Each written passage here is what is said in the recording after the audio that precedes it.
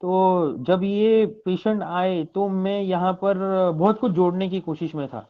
हाँ, मुझे लगा ये कहीं बिजनेस के बारे में बोल रहे हैं क्या। हाँ, या पैसों का थीम है क्या। हाँ, बिजनेस टॉक्स या टॉकिंग बिजनेस अबाउट। हाँ, तो ये मतलब चंचल मन जैसा होता है। आप जब केस लेने की कोशिश में होते हैं तो तुरंत ही रूब्रिक में कन्वर्ट करने की कोशिश जारी रहती है।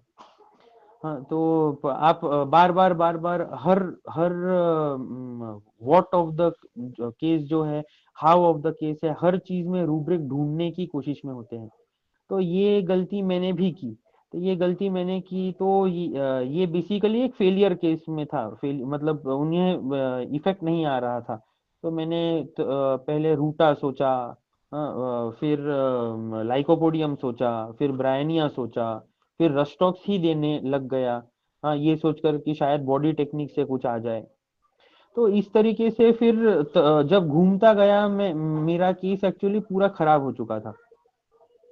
तो मुझे मतलब in in the process of case taking, मैं बीच में से ही जब इफेक्ट नहीं होता है तब मैं ही परेशान हो जाता हूँ। हाँ, पेशेंट के परेशान होने के पहले मैं ही परेशान हो जाता हूँ। तो उन्हें फिर मैंने पूछा कि सर आपको इफेक्ट नहीं पड़ रहा है तो what do you feel about it. तो उन्होंने बोला कि सर होम्योपैथी है। हाँ, समय लगे पर जड़ से निकाल देगा बीमारी को। तो मैं होपफुल हूँ। हाँ, तो अभी मैं होपफुल हूँ। हर पेशेंट आपको इतने मौके नहीं देता है। हम्म और हालांकि जब आप अच्छा चार्ज कर रहे हैं माइंड मेथड में, तो ये मुंबई पूना साइड में काफी अच्छा चार्ज किया जाता है।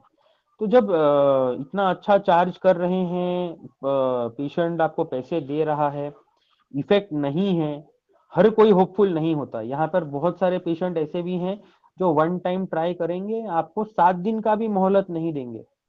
आपने दवाई दिया, तीसरे दिन फर्क नहीं है, आपका मेडिसिन भी कचरे में और आपका नाम भी कचरे में, फिर वो कैरी फॉरवर्ड होगा। तो अक्सर ये इस तरीके के पेशेंट जो होते हैं वो ब्लास्फेमी में होते हैं। हाँ, और फिर आपकी अच्छी खासी ब्लास्फेमी होगी। तो उन्होंने जब भी बोला कि अच्छा मैं होपफुल हूँ, तो मेरे मन में होप जाग गई। मैंने बोला यार ये तो कोई दूसरा ही है, ये ओपियम ही नहीं है।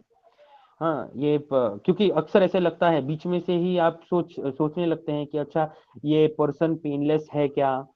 हाँ, रिएक्ट क्यों नहीं कर रहा है। पर फियर एक्स्ट्रावेगेंस में भी नहीं जा रहा था। ओपियम में फियर एक्स्ट्रावेगेंस है। हाँ, तो उसमें भी नहीं जा रहा था। तो जब होपफुल का ट्रेड दिखा तब उन दिनों में सेंसेशन मेथड में भी मतलब पढ़ाई कर रहा था। आज से तकरीबन डेढ़ डेढ़ साल पहले तक। तो सेंसेशन मेथड में मैंने रो 6 के बारे में सुना था। तो रो 6 के बारे में सुना तब मुझे आइडिया आ गई थी कि अच्छा इसमें इस बंदे में रेस्पॉन्सिबिलिटी होती है। हाँ, इसमें वो स्ट्रेंथ होता है। तो इतना दर्द होने के बावजूद, सूजन होने के बावजूद, हाँ, वो अपना काम कंटिन्यू करते गए। तो तब जाकर फिर कहीं मैंने रो 6 के बारे में सोचा और उसके बाद में फिर ओरम मेटालिकम ट्राई करने का सोचा। तो ओरम मेटालिकम ट्राई करने के लिए फिर मेरे रूब्रिक्स ऐसे थे।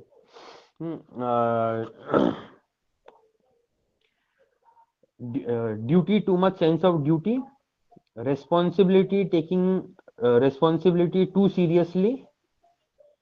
फिर उन्होंने बोला था कि शायद इतने सालों के काम के बाद में भी मैं उनके, मेरे बॉस के और कंपनी के सिस्टम को समझ नहीं पाया हूँ। हाँ, तो मुझ में ही शायद कोई खराबी है। तो माइंड कंटेम्पचुअस सेल्फ ऑफ। तो ये जब 3 रूब्रिक लिए मैंने। हाँ, और hopeful hopeful disease in long lasting. तो in long lasting disease the patient is hopeful. तो ये रूब्रिक जब लिए, हाँ, तब ओरम मेटालिकम सामने आ गया। मैंने ओरम मेटालिकम दे दिया। ऑरम मेटालिकम दे दिया, एंड उसके बाद का इफेक्ट जो था ये सुनने लायक है। तो जब ऑरम मेटालिकम दे दिया, तो ऑरम मेटालिकम दे देने के बाद में ये पेशेंट का पेन तो कम हो गया, स्वेलिंग भी कम हो गया, पर धीरे धीरे इनका व्यू पॉइंट टूवर्ड्स लाइफ बदलने लग गया। तो अभी तक वो कंटिन्यूअसली अपनी जिंदगी में, हाँ, जॉब पर ही अटके थे। तो इन्होंने, हाँ, पता नहीं कहाँ से इनको बुद्धि आ गई, हाँ, और कहाँ से नहीं, ये होम्योपैथी के ही कारण ही बुद्धि आई। तो होम्योपैथी के मतलब, ये पेशेंट भले न माने, ये हमें तो पता है, माइंड मेथड करने वालों को पता है। हाँ, तो चीजें बदलने लगी, उन्होंने ऑनलाइन पेंटिंग्स सेल करना शुरू कर दिया। हाँ, और अपना एक आर्ट आर्ट एकेडमी उन्होंने शुरू किया। तो इस तरीके से फिर मतलब पेशेंट की पूरी जिंदगी चेंज हो जाती है। So this is the magic of homeopathy. This is the magic of homeopathy if the simillimum is reached. हाँ, अदरवाइज फिर हम पेशेंट को यील्डिंग डिस्पोजिशन, टिमिड, इस तरीके से लेते रहते हैं। हालांकि वो बोल कुछ रहा होता है, पर हम लोग उस चीज को इंटरप्रेट करते करते कहीं और ही पहुंच जाते हैं। तो हर आपको केस जब आप सुनेंगे, तो उसका व्हाट, हाउ, व्हेन, हाँ, ये बहुत जरूरी है। हाँ, जब आप व्हेन समझ सोचते हैं कि अच्छा ये अभी तक टिका है, अभी तक टिकने का क्या कारण है। हाँ, बहुत पेशेंट ऐसे होते हैं वो टिकते नहीं है। हाँ, तो ये टिक गया, ये टिक गया, आप सोचिए। हाँ, 4-5 विजिट के बाद में भी, यानी तकरीबन उसका 5-5.5 हजार का खर्चा होने के बाद में भी उसको रत्ती भर का फर्क न पड़ने के बावजूद उसने मिसबिहेव नहीं किया और वो कंटिन्यू करता रहा ट्रीटमेंट। हाँ, तो आफ्टर दैट पेशेंट की ट्रीटमेंट बहुत लंबी नहीं चली। हाँ, दवाई मिलने पर फर्क पड़ने लग गया, and with in a period of 2 months, हाँ, द पेशेंट वॉज ऑलमोस्ट 100% नहीं बोलूंगा, बट ऑलमोस्ट 80% फाइन, जो उनके लिए पर्याप्त था। उसके बाद में मैंने केस को छोड़ नहीं दिया। मैंने उनको बोला कि आपको अब जब नेक्स्ट एग्रेवेशन आएगा तब आपने आना है। तो हालांकि इस केस को हम मतलब जब मैंने प्रिस्क्राइब किया, तो 30 पोटेंसी के 3 डोज ही दिए गए हैं। 30 पोटेंसी के 3 डोज, और उसके बाद में सिर्फ एसएल पर ही चला है पूरा केस। उसके बाद इन्हें कोई एग्रेवेशन नहीं आया है, कोई जॉइंट पेन नहीं है, स्वेलिंग रिसीड होते होते, हाँ, जॉइंट रिपेयर हो चुके हैं। बेसिकली हम लोग एनाटॉमी थोड़ा सा भूल जाते हैं अक्सर। तो जब पेशेंट के जॉइंट्स रिपेयर हो रहे होते हैं, तब बीच बीच में अक्सर मोच आने का चांस होता है। तो आपको समझना चाहिए कि जब ये क्रॉनिक तरीके का गाउटी अर्थराइटिस हो या रूमेटॉइड अर्थराइटिस हो, तो इन पेशेंट्स में कैसे हो जाता है कि जॉइंट का जो मतलब जॉइंट कैप्सूल है, कैप्सूल डैमेज हो होकर रिपेयर होता रहता है।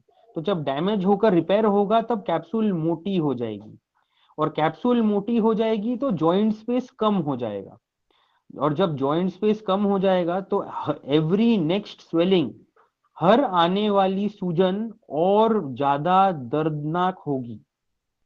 तो इस सूजन को कम करने के बाद में इस मोटाई को भी होम्योपैथी की दवाई कम करती है। तो जब तक जॉइंट कैप्सूल पूरी तरीके से हील नहीं होता, तब तक उस जॉइंट कैप्सूल के एरिया में ऐसा चमकीला सा एक चमकीली सी लाली बनी रहती है। तो ऐसे आपको एकदम शाइनिंग और थोड़ा सा रेडनेस, हाँ, at the point of injury आपको दिखता रहेगा। हाँ, तो जब ये दिखता है ना, अक्सर जॉइंट में रेडनेस है, तो हम कुछ कुछ ऐसे सोचने लगते हैं, हाँ, कहीं हम बॉडी मेथड से एपिस दे देते हैं तो कम हो जाएगा। हाँ, तो कुछ नहीं करना है। हाँ, केस को हाथ नहीं लगाना है। अच्छा, खैर, इस केस में मैंने 30 पोटेंसी का चयन क्यों किया, ये चीज आपको बताना जरूरी था, जरूरी है। देखिए चीज कैसा है, ऑरम मेटालिकम बहुत ही डीप एक्टिंग रेमेडी है। तो डीप एक्टिंग रेमेडी में आप हाई पोटेंसी दे देंगे, पेशेंट जाके सुसाइड कर लेगा। हाँ, ये ऐसा ऐसा चीज किताबों में मैंने पढ़ा भी है, हाँ, और इस तरीके का एक एक्सपीरियंस मेरे इसमें मेरे रिकॉर्ड में है। हालांकि पेशेंट मेरा नहीं था। हाँ, पर ऑरम मेटालिकम में थोड़ा आपको सावधानी बरतनी जरूरी होती है। डीप एक्टिंग रेमेडी है। हाँ, माइंड पर इफेक्ट बहुत स्ट्रांग होता है इसका। तो 30 पोटेंसी सफिशिएंट होती है। आप 6 पोटेंसी, 12 पोटेंसी, हाँ 6C, 12C, 30C, हाँ तक सीमित रहें। अगर बहुत ज्यादा जरूरत होगा तो 200 का सिंगल डोज देना है। सिंगल डोज देना है, फिर वेट एंड वॉच करना है। 1000C आपको तभी इस्तेमाल करनी है जब आपको स्पेसिफिकली साइकेट्रिक केसेस में दवाई देनी होगी। अक्सर ऑरम मेटालिकम का साइकेट्रिक केसेस में हाँ इस्तेमाल बिना सेफ्टी का करना बहुत ही मतलब डेंजरस हो जाएगा पेशेंट के लिए। पेशेंट के लिए, क्योंकि आप पेशेंट को जब रिवाइव करना चाहते हैं तो उसकी वाइटलिटी उस तरीके की होनी जरूरी है। तो जैसे आपने केंट का पढ़ा होगा, केंट का ऑब्जर्वेशन, जहां पर आर्सेनिक इंडिकेटेड होता है बट हम आर्सेनिक देते नहीं है। हाँ, तो उसी तरीके से हाँ ऑरम मेटालिकम का भी आप यूज जब करेंगे तब बहुत सोच समझ के करना होता है। तब ऑरम मेटालिकम में आपको सॉरी, ऑरम मेटालिकम में आपको हाँ एलिमेंट्स जो है वो अक्सर क्रिएटिविटी के मर जाने के कारण होता है। हाँ, जैसे आप मतलब जैसे आपका पेशेंट कुछ करना चाह रहा हो, हाँ, और जिंदगी की परिस्थितियां उसे वो चीज उस तरीके से करने न दे रही हो, तब जाकर आपका पेशेंट बीमार पड़ेगा। हम्म कब अभी इसमें एलिमेंट फैक्टर में elements from losing money, sadness, money losing after, ailments from deceived, from being deceived, हाँ ये आपके एलिमेंट के कॉजेज हो सकते हैं। हम्म फिर बट पेशेंट का रेस्पॉन्स कैसा होगा? पेशेंट अक्सर दुखी होगा। हाँ, सो रिमोर्स में जाएगा। हाँ, रिप्रोच करेगा, रिप्रोच खुद को करेगा, तो रिप्रोचिंग वन सेल्फ, हाँ कि मेरी गलती है, हाँ मेरी गलती है, मैं शायद ठीक नहीं हूँ। हाँ, नहीं डॉक्टर साहब, आपकी दवाई तो ठीक है, मेरे ही शरीर का कोई प्रॉब्लम होगा जिस कारण से शरीर इस दवाई को रिएक्ट नहीं कर रही। तो अक्सर हम इस चीज को रेफरेंस के साथ में जोड़ लेते हैं। हाँ, रेफरेंस के साथ में जोड़ेंगे, कहीं पे कुछ प्लेटिना में हाँ डाल देंगे केस को। हाँ, वैसा नहीं करना है। आपने नजर रखनी है कि अच्छा ये पेशेंट कंटेम्पचुअस है, बट कंटेम्पचुअस कहां पर है? कंटेम्पचुअस अबाउट हिमसेल्फ है। हाँ, खुद को कंटेम्प्ट करेगा। हाँ, ये प्लेटिना से अलग है। प्लेटिना आपको आपका कंटेम्प्ट करेगा, औरमेट खुद को कंटेम्प्ट करेगा। हाँ फिर एक minute okay, 2 minute.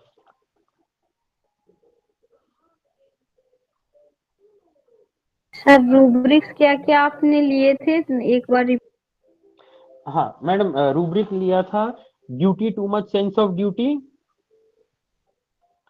Responsibility, taking responsibility too seriously,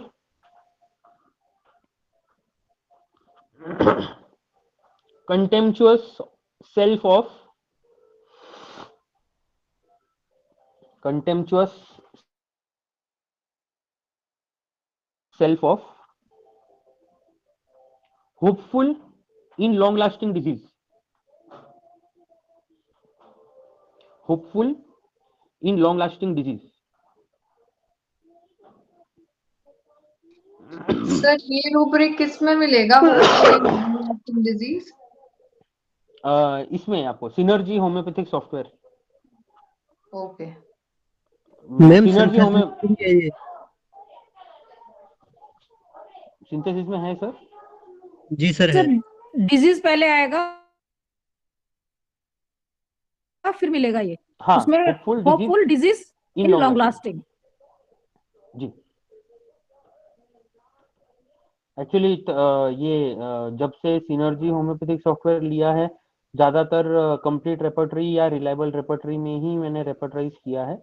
हाँ, हालांकि रेडार भी मैं रेफर करता रहता हूँ।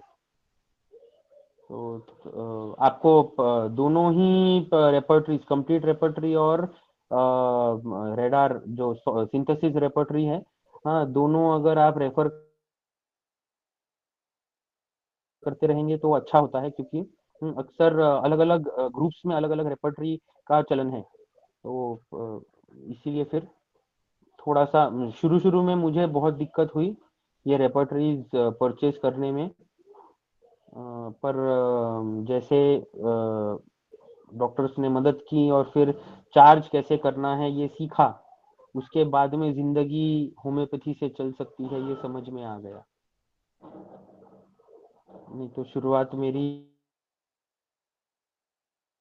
200 रुपए से ही हुई थी, आज 10 गुना ले सकते हैं, क्योंकि कोई भी बीमारी ठीक हो सकती है, कोई भी बीमारी। लैक कैन का एक कैंसर का केस भी है मेरे पास, हालांकि इसका बात अब नहीं होना चाहिए, हमने ऑरममेट को ही स्टिक करना है। तो ऑरममेट में आप हम एलिमेंट फैक्टर्स में जा रहे थे। एलिमेंट फैक्टर के बाद में हाउ ऑफ द पेशेंट था। हाउ ऑफ द पेशेंट में मैंने बोला रिप्रोचिंग वन सेल्फ, रिमोर्स, हाँ, because he is a man of one word, मतलब वो अपने शब्द को टिकेगा। एक लड़का ऐसा भी था मेरे पास, हाँ, मतलब जिसने अपनी बैचमेट को पैसे दिए थे। हाँ, तो वो लड़का एक्चुअली मेरे पास में आया था स्किन प्रॉब्लम लेकर। तो जब ये स्किन प्रॉब्लम लेकर आया था ना, तो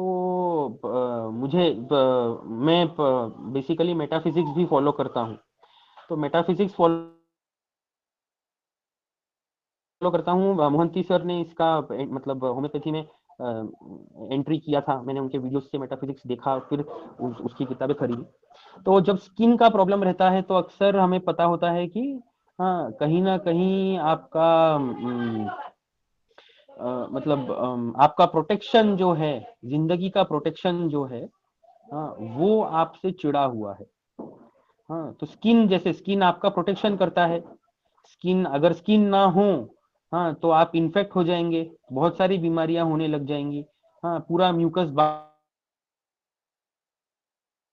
ही रहेगा, जहां बैठेंगे वहां पर कुछ ना कुछ चिपक जाएगा आपके बॉडी को। तो जब स्किन इफेक्ट होता है, मतलब आपका जिंदगी का जो प्रोटेक्शन है, जिंदगी में आपका रक्षण करने वाला जब आपसे चिड़ा हुआ होता है, तब आपको स्किन के प्रॉब्लम आएंगे। तो ये लड़का जब आया, sorry, this is case number 2, okay, this is case number 2, this is last case for me. हाँ, क्यों, मैंने जैसे कहा मेरे पास में ऑरममेट के 2-3 केसेस ही हैं, ये 2 केसेस मैं आपको बताऊंगा, तीसरा केस तो अभी तक पूरा हुआ नहीं है।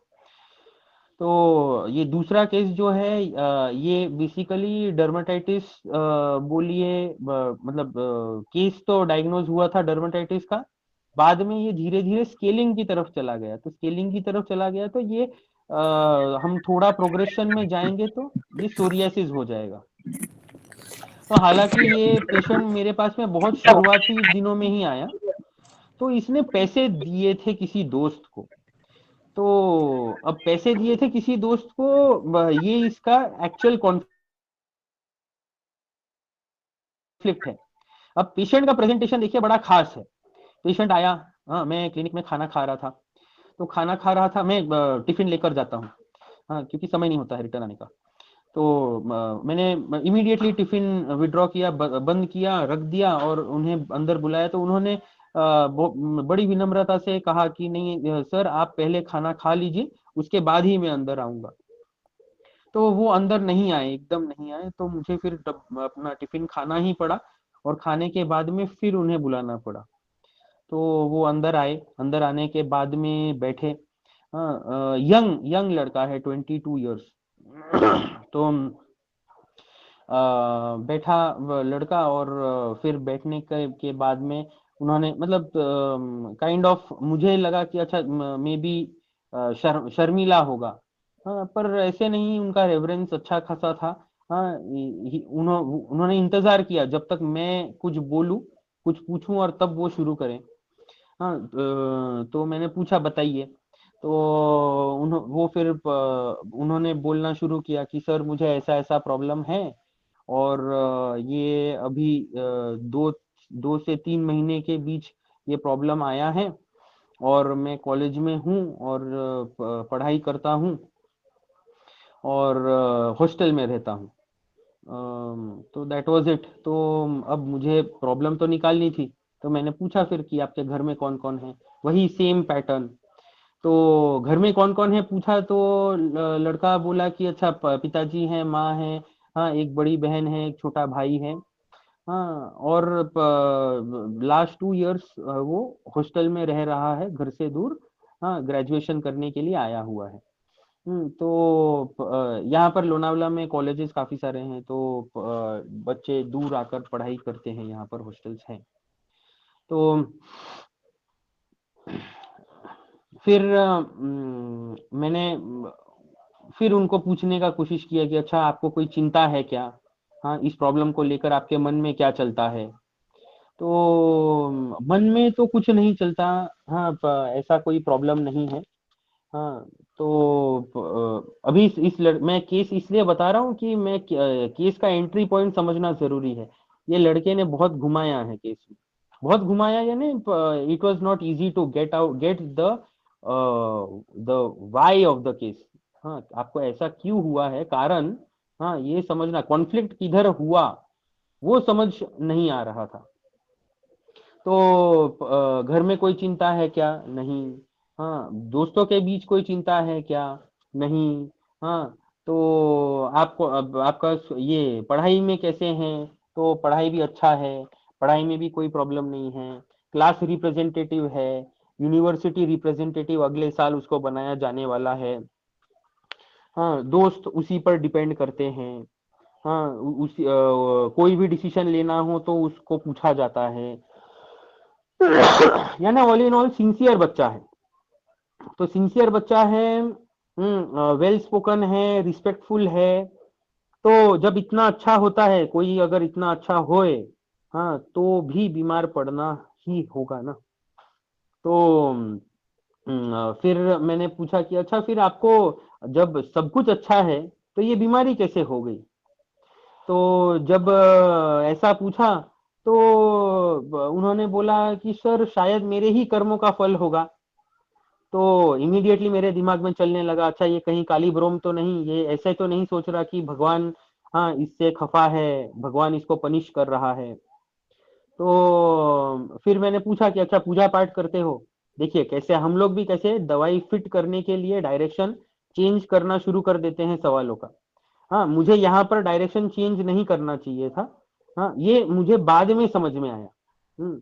तो पूजा पाठ तो सर इतना समय नहीं मिलता, हाँ पर जितना हो सके अगर कोई त्योहार है तो मंदिर में जाकर दर्शन कर लेते हैं। हाँ तुरंत ही कालीब्रह्म तो माइनस हो गया ना, हाँ तो कालीब्रह्म माइनस हो गया, पेशेंट का फ्लो कट हो गया, और फिर हाँ मैं वहीं का वहीं, हाँ गोल घूम रहा हूँ, पूछते हैं कि अच्छा कहाँ पर प्रॉब्लम है। तो फिर मैंने पूछा कि नहीं आप क्या बोल रहे थे वो जरा बताइए। हाँ कॉलेज में आपको सभी मानते हैं, सारी चीजें आपको पूछ कर करते हैं, हाँ दोस्त भी आप पर डिपेंड करते हैं, उसके बारे में बताइए।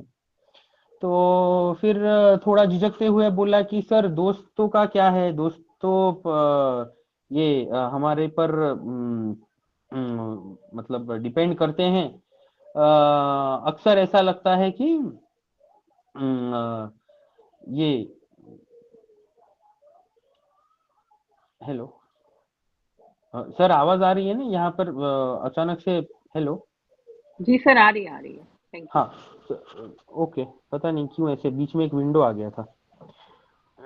ओके, तो दोस्त हमारे ऊपर डिपेंड करते हैं, पर जब दोस्त धोखा दे तो फिर बुरा लगता है। तो जब दोस्त धोखा दे तब बुरा लगता है। हाँ तो इस पॉइंट पर मुझे समझ नहीं आया। मैंने बोला अच्छा धोखा देता है मतलब क्या, किसने धोखा दिया, क्या बोला। तो उसने फिर बताया कि सर मैंने एग्जाम पास आने वाली थी, तो एग्जाम के समय एग्जाम फीस भरनी होती है कॉलेज में। तो तो एग्जाम फीस भरनी थी। एक लड़की थी और उस लड़की ने मेरे से पैसे मांगे। हाँ, उसके पास में एग्जाम फीस भरने के लिए पैसे नहीं थे और मैंने पैसे दे दिए, क्योंकि मदद करना मेरा हैबिट है। तो हर किसी को मदद करता हूँ, इसको भी मदद कर दिया। तो तुरंत मेरे दिमाग में आया, अच्छा गर्लफ्रेंड थी क्या? तो नहीं, गर्लफ्रेंड तो नहीं थी। अगर गर्लफ्रेंड होती तो शायद बात कुछ और होती। हाँ, पर उसने बोला कि नहीं सर, गर्लफ्रेंड होती तो भी या गर्लफ्रेंड ना होती तो भी मदद तो मैंने करना ही था। और यहाँ से फिर मेरा फील आने लग गया, यहाँ से फील आने लग गया कि अच्छा ये बंदा थोड़ा नोबल है। हाँ, नोबिलिटी है ये, यूं ही सिंसियर नहीं है। हाँ, यूं ही सिंसियर होता तो कार्सिनोसिन भी हो सकता था, कार्सिनोसिन होता तो डोमिनेशन का भी बैकग्राउंड होता था। हाँ, पर इसमें डोमिनेशन का कोई बैकग्राउंड नहीं है। हाँ, उल्टा सभी इस पर डिपेंड करते हैं, ये दूसरों को डोमिनेट करता होगा। शायद, या मैंने फिर पूछा कि अच्छा फिर आप अपने पैसे दिए तो क्या?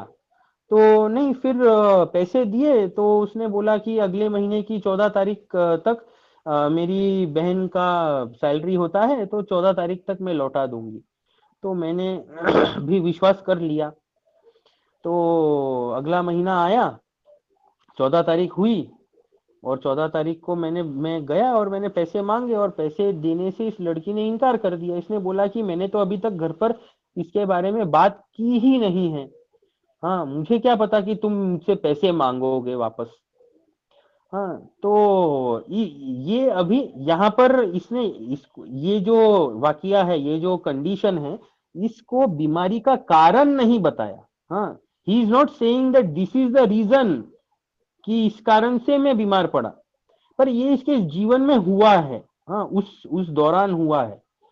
तो फिर मैंने पूछा कि अच्छा, तो उसने पैसे देने से मना कर दिया तो पैसे नहीं मिले इसलिए आपको प्रॉब्लम है क्या? तो उसने बोला सर, पैसों का चिंता नहीं है, बात है जबान की। अब मैंने दूसरा, तो एक लड़का है जिसने मेरे से मदद मांगी थी, वो सच में जरूरतमंद है। उसे मैंने वादा कर दिया कि मैं 14 तारीख को तुझे पैसे दूंगा। और अब ये लड़की देने से मना करती है, मतलब आप सोचिए मेरा किया हुआ वादा, हाँ, उस वादे का क्या? हाँ, मेरा वादा तो यहाँ पर झूठा साबित हो गया ना, मैं झूठा साबित हो गया। हाँ, और तब से फिर, हाँ, इसका धीरे धीरे धीरे धीरे प्रॉब्लम शुरू होकर फिर बढ़ता गया, बढ़ता गया। तो फिर मैंने पूछा अच्छा फिर यही प्रॉब्लम है? तो बोला नहीं सर, इस कारण से तो घर पर भी प्रॉब्लम हुआ। हाँ, कि घर से मुझे जो पैसे दिए गए थे, हाँ, उस पैसे का हिसाब भी मैं बराबर से नहीं दे पाया ना। हाँ, तो सोचिए वो मेरे बारे में घर पर क्या सोच रहे होंगे। हाँ, तो मेरी सिचुएशन खराब हो गई। तो ये जो सिचुएशन खराब हो गई, हाँ, जो उस पर एक लांछन लगा, हाँ, इस कारण से ये बंदा बीमार पड़ा। तो elements from money losing, elements from money from losing, ऐसे हाँ एक रूब्रिक है। यहां से एंट्री पॉइंट मेरी शुरू हुई थी। एंजाइटी मनी मैटर्स अबाउट में भी ये आता है। ब्रूडिंग मैंने लिया, हाँ, हालांकि ब्रूडिंग मैंने मेरी जल्दबाजी में लिया था उस वक्त पर। हाँ, क्योंकि मुझे लगा कि अच्छा 2 महीने बाद भी, बीमारी के समय भी, हाँ, ये बंदा जब बोल रहा है मतलब ब्रूड कर रहा होगा। I don't feel it is A proper rubric I should have taken. पर अभी इसका वादा टूटा, वादा टूटा तब जाकर ये बीमार पड़ा। तो कंशियंशियस अबाउट ट्रिफल्स ऐसा लेना मैंने सही समझा वहां पर। तो और केस को क्लोज करते समय फिर मैंने उससे पूछा था कि अच्छा, तो आपको इस लड़की पर तो काफी गुस्सा आया होगा। तो वो बोला सर, गुस्सा तो है पर गुस्से से ज्यादा मुझे दुख है। वो दुख जो कि हाँ, मेरे हक के पैसे, मतलब मेरा पैसा, हाँ, जो कि किसी जरूरतमंद के काम आ सकता था, वो ऐसे एक इनसिंसियर लड़की के काम आए। हाँ, तो ग्रीफ मनी फ्रॉम लूजिंग, ऐसा भी लिया था मैंने। तो इस ऐसे करके फिर again the feel of Aurum met was very clear. The feel of Aurum met was very clear कि बंदा नोबल है, इसको पैसे नहीं, इसको अपनी जबान की कीमत ज्यादा है। हाँ, तो वहां से फिर इसको ऑरम मेटालिकम दिया मैंने। हाँ, तो ऑरम मेटालिकम इस केस में मैंने 30 नहीं दिया था, मैंने 6C ही दिया था। 6C देने पर इम्प्रूवमेंट होने लग गया था। ड्राइनेस एंड स्केलिंग कम हो गई थी। ड्राइनेस एंड स्केलिंग कम होने के बाद में धीरे धीरे, हाँ, जो पैचेस थे, हाँ, वो क्लियर होने लग गए, बट दाग नहीं जा रहे थे। उसके बाद में फिर मैंने 12C दिया है। हाँ, 12C देने के बाद में ये केस पूरी तरीके से क्लियर हो चुका है। और उसके बाद में फिर ये SL पर ही मेंटेन्ड है। तो SL पर मेंटेन करके ही रखना सही होता है स्किन केसेस में। हालांकि इस केस को मैंने अभी तक छोड़ा नहीं है। अभी भी ट्रीटमेंट चल ही रही है। ट्रीटमेंट यानी SL चल रहा है। SL चल रहा है, SL चलता ही रहेगा। हाँ, क्योंकि ऐसे केसेस में सोरियासिस अगर होने वाली जैसी केस हो, उसमें अगर वापस आ जाता है तो फिर पेशेंट का विश्वास टूट जाता है। तो हालांकि मैंने उनको थेरोटिकली थोड़ा सा प्रिपेयर किया है कि सर दवाइयाँ, मतलब ये पेशेंट को कि आपका दवाई जो है वो पेंडुलम फैशन में काम करेगा। अभी दवाई हम बंद करेंगे, बीमारी जब वापस आएगी तब हम आपका वही डोज, वही दवाई, वही डोज रिपीट करेंगे और आप ठीक हो जाएंगे। तो अब देखते हैं कब इस केस को छोड़े। सर आपने ये मेडिसिन बाटा पोटेंसी दी थी या ड्राई डोज दिए थे उसमें? आपने बाटा डोज दिए थे, ड्राई डोज दिए थे आपने? Dry doses. क्योंकि आप ये स्किन केस होते हो ना, उसमें बाटा डोज दीजिए, आपको उसमें बेटर रिजल्ट मिलेंगे और एग्रावेशन चांस नहीं रहेंगे उसमें थोड़ी भी। या फिर ओके LM में जाइए फिर आप। Okay, sure sir, thank you for that. Some rubric जो मैं मतलब इस केस में मुझे एक रूब्रिक ऐड करना था, जो कि अभी रेट्रोस्पेक्टिवली मेरे दिमाग में आया कि delusion friend affection of has lost the. तो दोस्त का जो एफेक्शन है, हाँ, वो उसका लॉस हो गया है। तो एंड इस सिचुएशन में उसके हिसाब से उससे वो पैसे देना एक गलती हो गई थी। तो delusion sinned one has unpardonable sin he had committed the. तो ये दो जो है, ये रूब्रिक मुझे पसंद आए। ये रूब्रिक बेसिकली यहाँ पर लागू भी पड़ते, हाँ, अगर मुझे पता होते तब। तो these are another two rubrics which I would like to add in this case. Okay. So sir 45 minutes हो गए हैं। और तो अभी केस ये क्या, मेरे पास में केस यही दो थे। अभी रूब्रिक्स तो है, रूब्रिक्स काफी सारे हैं, मैंने कंप्लीट रेपर्टरी से ये निकाल रखे थे। तो रूब्रिक्स डिस्कस करना है या आप नेक्स्ट स्पीकर को देते हैं? सर थोड़ा रूब्रिक समझाएंगे तो अच्छा रहेगा। ओके। सो फोर क्लिपबोर्ड्स हैं, हम लोग 4 क्लिपबोर्ड्स करते हैं। There is this is from complete repertory. Okay, तो मैंने basically core of the remedy समझने के लिए ऐसे रूब्रिक्स लिए हैं जिनमें मैक्सिमम 30 रेमेडीज होंगे। तो मैक्सिमम 30 या सिंगल रेमेडी रूब्रिक्स भी इसमें इंक्लूड किए हैं। तो mind anger contradiction from least slightest, mind anger people absent while thinking of them,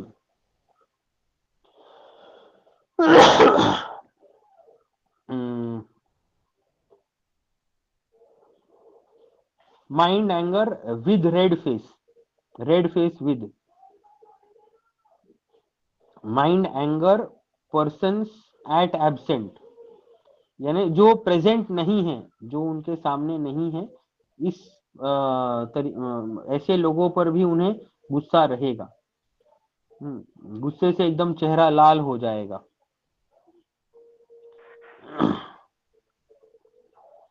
next is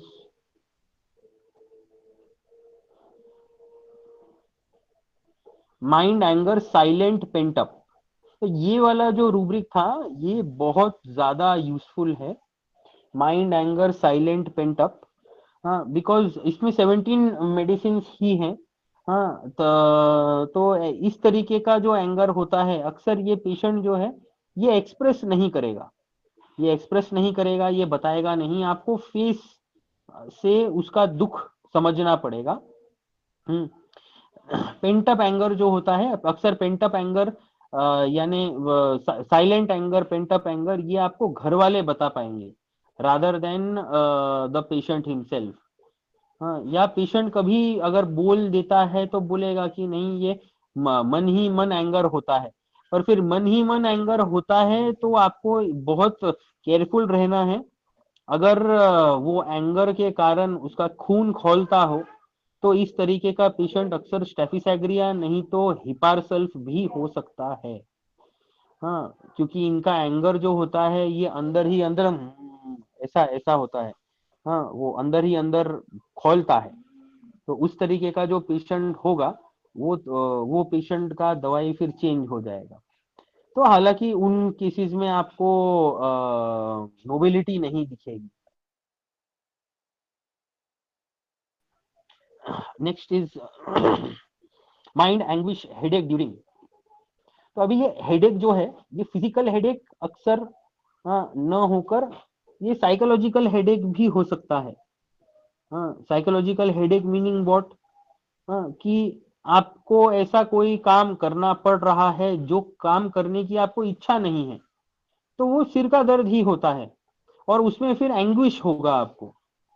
हाँ, तो जैसे अभी ये सिचुएशन में, हाँ, अगर पैसे रिटर्न देने के लिए वो लड़की इस लड़के को बुलाती है एटीएम पर, तो सच कहो तो ये लड़का पसंद नहीं करेगा इस लड़की के साथ में एटीएम पर जाकर पैसे विड्रॉ करके अपने पैसे लेने में। हाँ, क्योंकि ये बेसिकली एक अननेसेसरी मैनूवर है। हाँ, एक सिर का दर्द है। हाँ, जो कि उसके गुस्से को और बढ़ाएगा। ओके, फिर इस एंग्विश में वो कर क्या सकता है। हाँ, अब देखिए हिपार सेल्फ होता, हाँ, तो शायद इसे मतलब फिजिकली, हाँ, असॉल्ट करता। और मेटालिकम का कैसे होगा, mind anguish suicide attempt to commit. तो ये सुसाइड करने का सोच सकता है।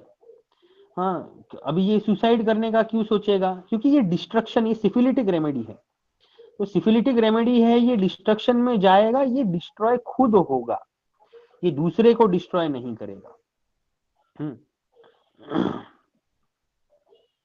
फिर इसे किन चीजों की एंजाइटी रहेगी, किन चीजों की आप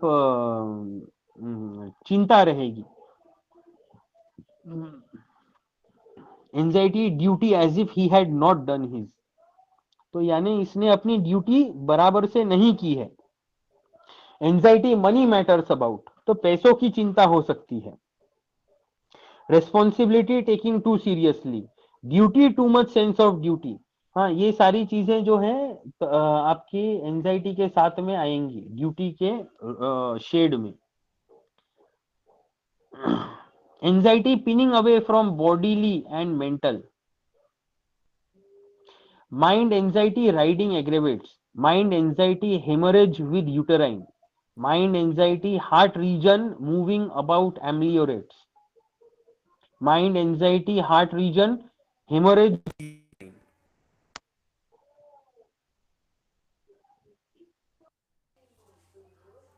So these are different shades of anxiety. Next, mind asks questions many. तो जब ये पेशेंट बहुत सारे क्वेश्चंस पूछता है तो इसमें 8 मेडिसिन हैं। तो इसमें फास्फोरस भी होगा, क्यूरियस, हाँ, इसमें हायोसाइमस भी होगा, हाँ, तो अब हमारा प्रॉब्लम क्या होता है, जब भी क्वेश्चन ज्यादा पूछने लग जाएगा तो हम तुरंत फॉस्फोरस जोड़ने लग जाएंगे, हाँ, या क्यूरियस पकड़ लेंगे। पर अगर सवाल पूछ रहा है विदाउट क्यूरियोसिटी तो आपको वो उसके नजरों में दिख जाएगी। क्योंकि ये पेशेंट जो है ये जेन्युइन पेशेंट है, ये जेन्युइन बंदा है, तो ये जेन्युइननेस के कारण आपको अपने डाउट्स पूछेगा। Mind brooding cares worries unpleasant things, mind brooding conditions illness about one's. तो ये ब्रूडिंग करेगा और हम यहाँ पर ब्रूडिंग सोचकर हाँ अक्सर नैट्रम मूर की तरफ भी जाएंगे। हालांकि आप ये बात समझिए, ऑरम मेटालिकम आपके सवालों का जवाब अच्छी तरीके से डिटेल में देना पसंद करेगा। हाँ, वो आपको सवालों के जवाब देगा और सवाल पूछेगा भी। नैट्रम मूर डिग्निफाइड होता है। नैट्रम मूर में एक सिंगल रेमेडी रूब्रिक है, picture doesn't allow to take. आप सिंथेसिस रेपर्टरी रेडार में पिक्चर ऐसे टाइप करेंगे तो आपको मिलेगा, वो आपको पिक्चर लेने नहीं देगा।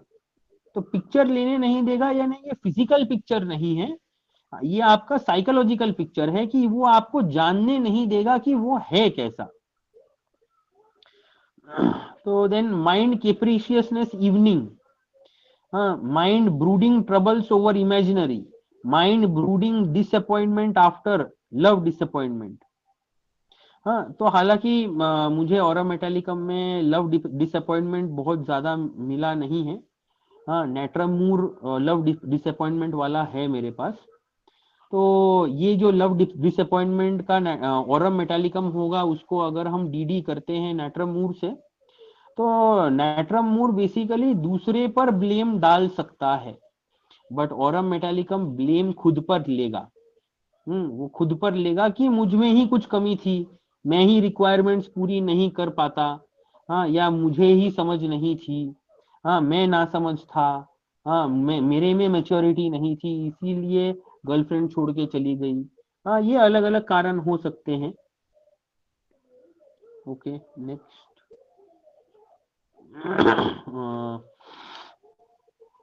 Mind cheerfulness alternating with indignation bursts of, mind cheerfulness alternating with passion burst of, mind cheerfulness alternating with violence, mind cheerfulness death while thinking of। तो अभी ये जो चीयरफुलनेस है ना, ये चीयरफुलनेस आपको उसके चेहरे पर एक हल्की सी स्माइल के हिसाब से दिखेगी। हाँ, तो ये जो चीयरफुलनेस होती है, ये चीयरफुलनेस उस तरीके की नहीं है जिस तरीके की आपको एपिस में दिखेगी। हाँ, अगर पेशेंट नैट्रम मूर लग रहा है पर हंस हंस के बात कर रहा है, हाँ, तो उसमें क्या होगा, डेलीरियम लाफिंग या फिर लाफिंग डेलीरियस। हाँ, ये दोनों रेडार सॉफ्टवेयर में आपको मिल जाएगा। हाँ, लाफिंग डेलीरियस, ये रिसेंट में मैंने केस प्रिस्क्राइब किया है। तो पेशेंट जब आके बात करेगा, आप कोई एक सिंपल क्वेश्चन पूछिए, हाँ, और उनका जवाब ऐसे होगा अरे ऐसा नहीं, हाँ, ऐसी बात है। हाँ, तो जब बार बार हंसी छूटेगी, कोई भी सवाल का जवाब देने के पहले जब पेशेंट हंस के जवाब देगा, हालांकि उसके जीवन में बहुत दुख है, तो ये एपिस है। आप एपिस ट्राई करें, आपको रिजल्ट मिलेगा। हाँ, पर ये जो चीयरफुलनेस है ऑरम मेटालिकम के कंपैरिजन में, हाँ, ऑरम मेटालिकम में ये चीयरफुलनेस एक सटल चीयरफुलनेस होगा। It is not going to be a wild laugh like Apis, हाँ, और an expressive laugh like Apis. It will be moderate because aurum metallicum is a remedy in moderation. Okay, but again with syphilitic trait destruction में जाएगा। तो mind death desires despair from, mind death desires alternating with laughing, mind darkness desire for, lie down in dark and not to be talked to, बात नहीं करनी, अंधेरे में रहना है, अकेले रहना है। तो अब अकेला रहना है सुनेंगे तो लेडम पाल दिमाग में आ जाएगा, अंधेरे में सोना है सोचेंगे हाँ तो नक्सवामी का दिमाग में आ जाएगा। हाँ, पर आपने अपने मन को शांत रखना है, कॉन्सेंट्रेट करके पेशेंट के कारण को ढूंढना है, पेशेंट के केस में आपका वाई पर कॉन्सेंट्रेट करना है। केस टेकिंग इज अटमोस्ट, और उसमें जेस्चर्स आपको समझना जरूरी है। अगर आप जेस्चर्स नहीं समझते हैं तो माइंड टेक्निक में आप भ्रमित हो जाएंगे, आपको नहीं वो पकड़ में आएगा। हाँ, और अक्सर कैसे है कि गलती कर करके ही सीखना पड़ता है। Mind death desires hysteria in, mind death desires hypochondriasis in, mind death thoughts of joy give him. मतलब क्या, डेथ के थॉट्स उसको जॉय देते हैं, उसको आनंद देते हैं। ओके, और ये अभी इसमें 40 रूब्रिक्स है, लास्ट ये है मेरा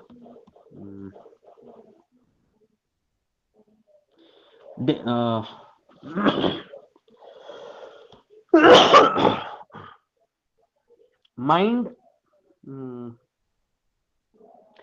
delirium cheerful gay fever in typhoid, mind delirium loquacious fever during, mind delirium loquacious fever during typhoid, mind delirium sleep during questions asking, mind delirium strength increased with। तो patient काफी सारे delirium में होगा।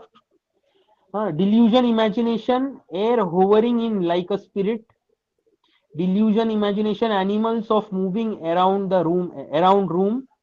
तो अब ये क्या है, ये क्या है, ये एनिमल क्यों उसके हाँ रूम में मूव कर रहा है। तो यहाँ पर आपको इस चीज को कैसे समझना है कि अक्सर ऑरम मेड का कंफ्लिक्ट जो होगा हाँ वो बहुत ही सटल लेवल पर होगा, और अपने आईपीआर से, अपने रिलेशनशिप से, इंटरपर्सनल रिलेशनशिप से या अपने दोस्तों से, उन्हीं से होगा। और जब उनके साथ में ये अनबन हो जाएगी हाँ तो फिर ये बंदे को वो इंसान काइंड ऑफ देखना गवारा नहीं होगा। हाँ, तो तब उसे लगेगा कि ये एनिमल जो है ये आपके रूम में घूम रहा है, हाँ ये आप तो, मतलब आपके चक्कर लगा रहा है। तो air hovering in like a spirit, हाँ तो उसके फिर ये डिल्यूजन आ जाता है कि हाँ ऐसी आत्माएं मेरे पीछे पड़ रही हैं, आत्माएं मेरे पीछे पड़ रही हैं। अभी उसके पीछे क्यों आत्मा पड़ेगी, हाँ क्योंकि उसने जो वादा किया था या उसने जो रेस्पॉन्सिबिलिटी ली थी वो पूरा नहीं कर पाया। तो ऐसे सिचुएशन में वो खुद को पहले ब्लेम करेगा, फिर गिल्ट में रहेगा, गिल्ट में जलते जलते फिर वो सुसाइडल टेंडेंसी की तरफ चला जाएगा, और सुसाइडल टेंडेंसी में हाँ उसे जॉय भी महसूस होगा। ओके, क्योंकि ये अक्सर हाँ डिप्रेशन में हिस्टेरिया की तरफ चला जाता है ऑरम मेटालिकम। ओके,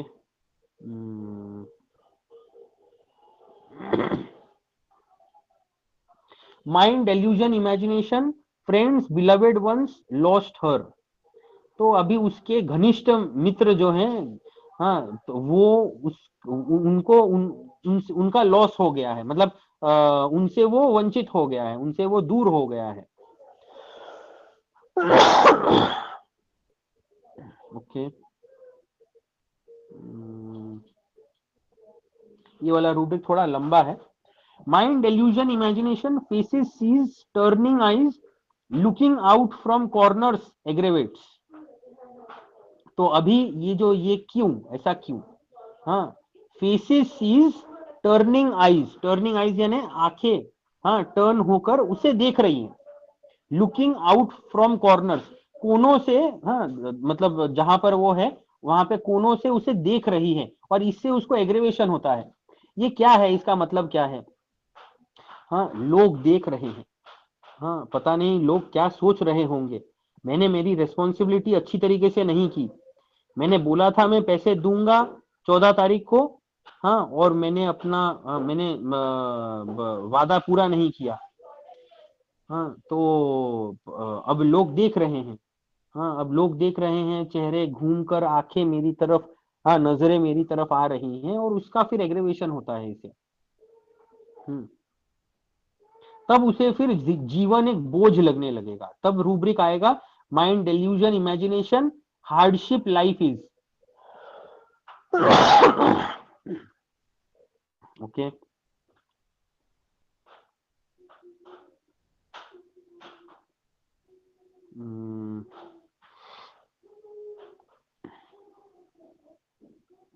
फिर गुस्सा, गुस्सा जो है, हाँ, वो गुस्सा जब आएगा तो वो गुस्से के बाद में जब लोग उसे देख रहे हैं, तब जो गुस्सा होगा वो गुस्सा बेसिकली उसे ही खाए जाएगा। तब आपको लेना है mind delusion imagination mortification from. हाँ, क्योंकि वो फिर वो एंगर में नहीं रहेगा, फिर वो मॉर्टिफिकेशन तक चला जाएगा। फिर वो खुद को रिप्रोच करेगा। तो mind delusion imagination reproach has neglected duty and एक minute, and deserves reproach. Yes, mind delusion imagination responsible for calamities he is, मतलब वो जिम्मेदार है इस कैलेमिटी का, इसी कारण वो रिप्रोच झेल भी रहा है और वो डिजर्व भी करता है इस रिप्रोच को। तो ये इस पर्टिकुलर रेमेडी का एकदम एंड पॉइंट है, डेथ के पहले। हाँ, mind delusion imagination सिंड away his day of grace unpardonable.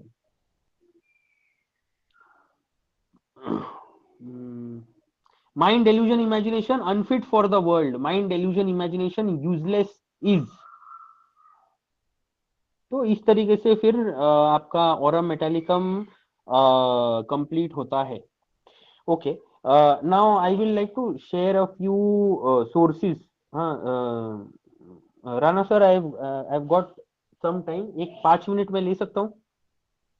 Sir please, sir please. हाँ हाँ, एक तो सोर्सेज में देखिए, मैं नया हूँ, हालांकि दो आई एम न्यू, मैं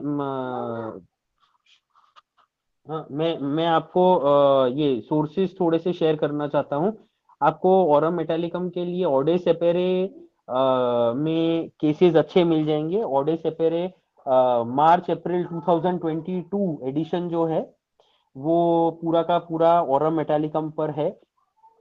आपको वैसे ही same aurum metallicum portraits of homeopathic medicine volume 3 Catherine Coulter का फर्स्ट चैप्टर पूरा का पूरा ऑरम मेटालिकम पर है।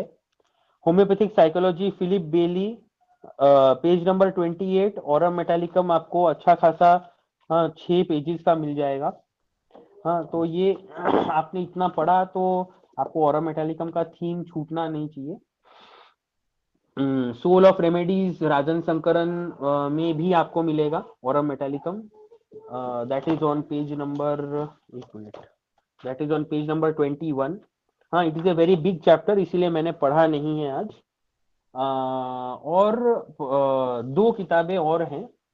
एक ये है, एक अमेजोन पर अवेलेबल है, हाँ, ग्रैंड जॉर्ज, हाँ, spirit of homeopathic remedies, grand George करके ये बुक है। हाँ, उसमें भी आपको ऑरम मेटालिकम का आइडिया आएगा। हाँ, ग्रैंड जॉर्ज ने 2 किताबें लिखी हैं, दोनों अमेजोन पर अवेलेबल है। और HHF की 2 किताबें हैं, डॉक्टर KY डिंडे की, दोनों किताबों में आपको ऑरम मेटालिकम के केसेस हैं। So these are the sources offline. You also have got sources in Elements of Homeopathy, Jan Scholten, and Sankaran sir के Elements पार्ट 1 एंड पार्ट 2 में से आपको पार्ट 2 में ऑरम मेटालिकम मिलेगा, रो 6 के नीचे। तो इस तरीके से आपको ऑरम मेटालिकम का रिटन मटेरियल काफी सारा है। हाँ, हालांकि आप बाकी सोर्सेज में भी रीड कर सकते हैं, केन्स मटेरिया मेडिका है, and at the same time you also have got the Puritan materia medicals. Puritan materia medicals में आपको ये मिल जाएगा, that is guiding symptoms. Guiding symptoms 10 volumes के आते हैं और TF एलेंस 12 वॉल्यूम्स का होता है।